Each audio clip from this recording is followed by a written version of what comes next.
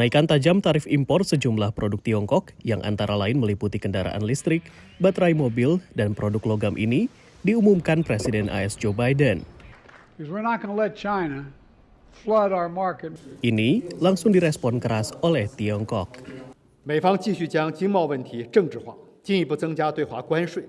AS akan menaikkan tarif mobil listrik dari 25% ke 100% tahun ini. Tarif baterai litium-ion mobil listrik juga ikut naik dari 7,5% ke 25%. Analis menilai Amerika Serikat berupaya mencari alternatif pasokan dari negara yang lebih bersahabat.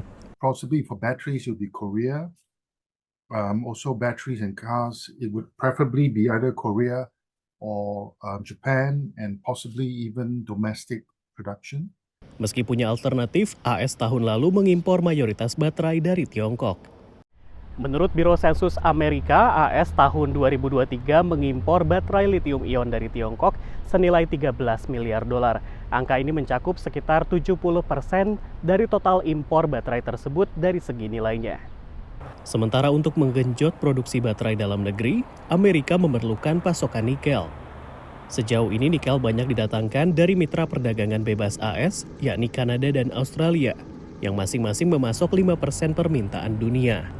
Sementara Indonesia, yang memasok hampir 60% nikel dunia, juga dilirik. So the US will need a lot more than Australian and Canadian nickel. So they have to buy Indonesian nickel, and they're very happy to buy Indonesian nickel because, Indonesia is part of the future supply chain plans.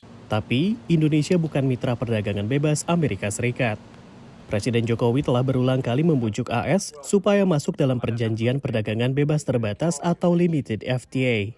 Tapi analis menilai ada tantangan di Kongres Amerika. Fairly or unfairly, the Indonesian nickel sector is being viewed from the perspective of Washington as more or less a wholly owned subsidiary of Chinese interests.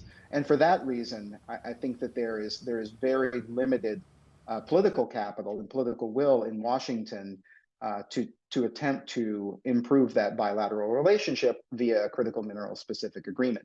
Investasi Tiongkok memang banyak terdapat dalam tambang dan pengolahan nikel di Indonesia.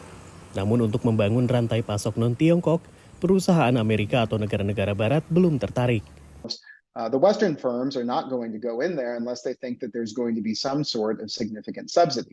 Now, if there were a critical mineral specific agreement, that would be a catalyst and it would be a signal to Western suppliers that they could get into the game, so to speak. Dari Washington DC, Rio Tuasikal, VOA.